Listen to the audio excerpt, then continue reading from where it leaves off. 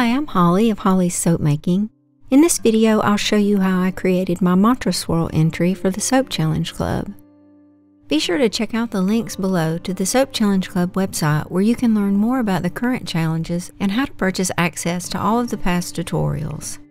If you're interested in the recipe I use for this soap, I'll list it at the end of the video entered into a soap calculator. Making soap involves the use of sodium hydroxide or lye, which can burn your skin and permanently damage your eyes. So always practice lye-safe handling procedures during the entire soap making process, even while cleaning up. If you happen to see my last video, you'll probably know I've been experimenting with different kinds of rhubarb powder. For this soap, I wanted to use an oil infusion made with another Himalayan rhubarb that I recently purchased. A few days ahead of time, I made a batch of the infused oil using 1 teaspoon rhubarb powder for every 100 grams of oil. In total, I used 6 teaspoons of the Himalayan rhubarb powder and 600 grams of light olive oil. Then I used the warm water method to infuse the oil. If you need more information on how to make an oil infusion, I've covered this in more detail in some of my other videos and will be sure to list those below. I let the oil infusion sit for a few days so that all of the rhubarb powder settled to the bottom. There were still a few bits floating in the oil, so I strained it through some cheesecloth to remove those.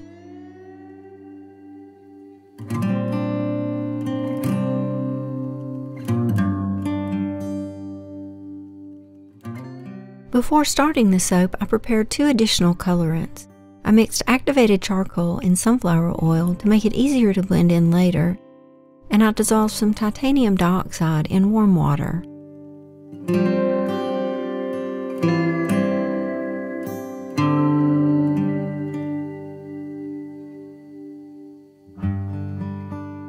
For this mantra swirl, I used my 2.5 pound loaf mold with dividers for 3 sections, for red, pink, and then black and white in the middle. Since I was using an oil infusion and only part of the soap, I divided my recipe into 2 parts. 2/3 for the red and pink rhubarb oil infusion soap, and 1/3 for the middle black and white soap. As you'll see, I mixed each portion separately and tried not to blend too much since I wanted the soap to be at a light trace during the pour. I started by mixing the rhubarb portion first. As with my previous rhubarb soap recipes, I replaced all of the olive oil with the rhubarb infused olive oil. My oils and lye were both around 85 degrees Fahrenheit.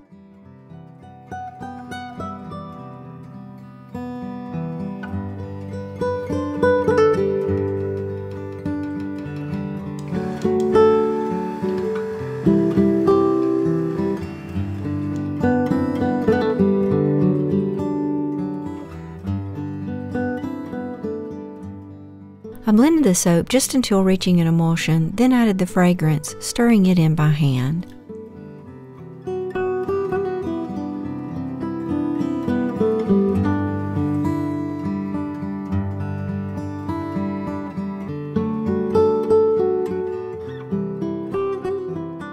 I divided the rhubarb soap into 2 equal parts and moved on to mixing the oils and lye for the middle part of the soap.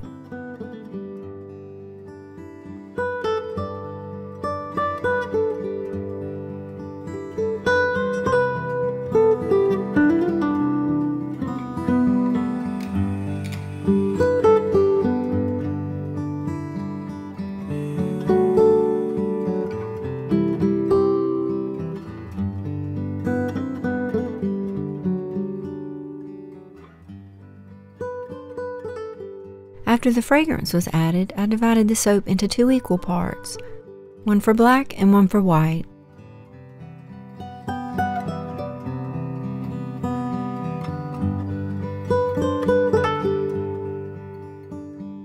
For the black soap, I used 1 teaspoon of the charcoal oil per cup of soap.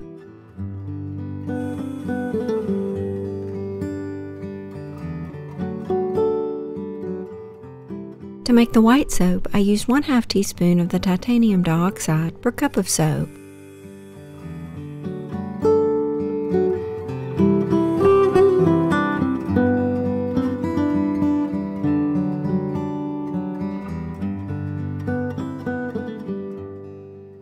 To lighten the red rhubarb soap to a pink color, I used the same rate for the titanium dioxide as I did with the white soap.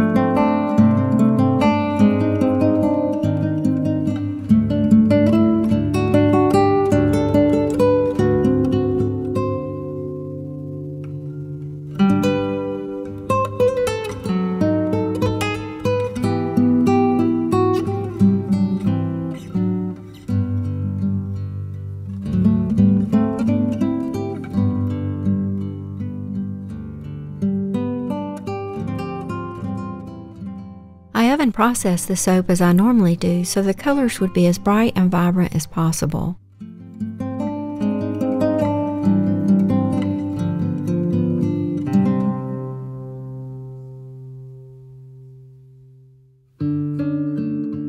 I removed the soap early the next morning and lifted the lid to take a peek. I should have left the soap covered until that afternoon or the next day because exposing it to air caused a lot of ash to form on top. I wasn't too worried about it since this soap would be cut horizontally anyway. However, if you do end up with ash on your soap, you can always steam it, or if it's a flat surface, you can use a planer to remove a thin layer.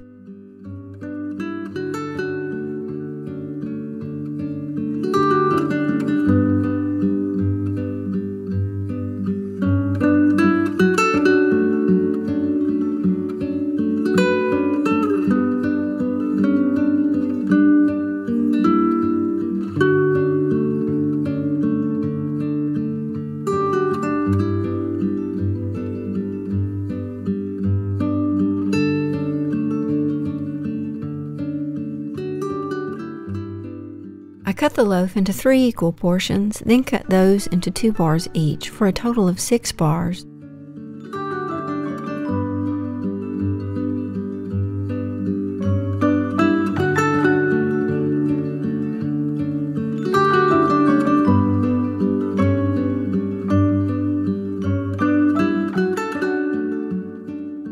Just like my other rhubarb soaps, immediately after cutting, they were a bright orange-red in color.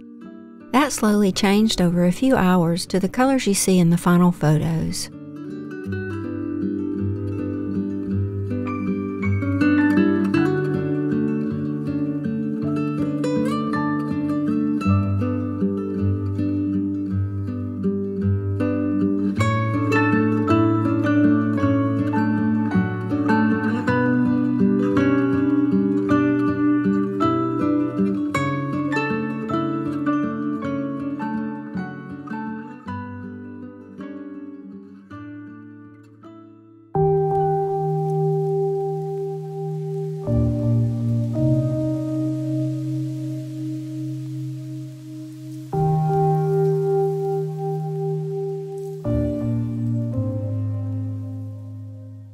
Since this was a cold process soap, I made sure the type of lye was set to sodium hydroxide, or NaOH.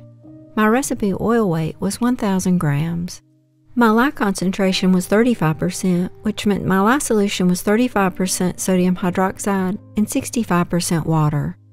I left the superfat at 5%, and my fragrance usage rate was 40 grams per kilogram.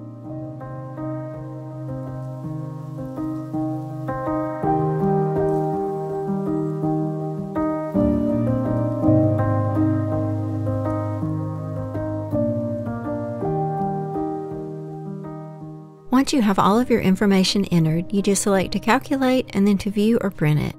SoapCalc will give you a really nice listing of your recipe, including the amount of sodium hydroxide required to saponify your oils. Thank you so much for watching, and I hope you found something useful here to help you in your soap making.